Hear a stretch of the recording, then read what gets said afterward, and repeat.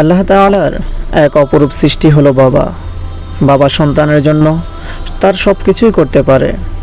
আমাদের মাঝে যতদিন বাবা বেঁচে ছিলেন ততদিন আমরা এই দুনিয়ার সম্পর্কে কিছুই বুঝি নাই।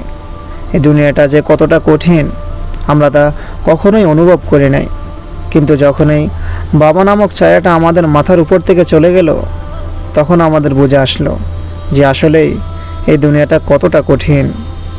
কিন্তু যখন বাবা আমাদের পাশে ছিল তখন আমাদের তা কখনোই অনুভব হয়নি। পৃথিবীতে যতদিন বাবা আমাদের পাশে ছিল ততদিন আমরা কখনোই বাবার ভালোবাসা বুঝি নাই। যখনই বাবা আমাদের কাছ থেকে হারিয়ে গেল এখন বুঝে আসে যে বাবা আমাদের জন্য কী ছিল।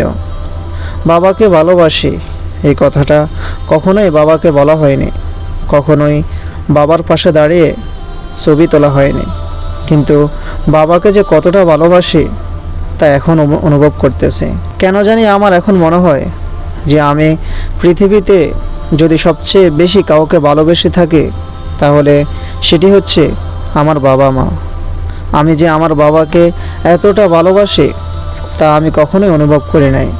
যখনই আমার বাবা আমার কাছ থেকে চলে গেছে এখন আমার বুঝে আসে যে আমি আমার বাবাকে কতটা ভালোবাসি।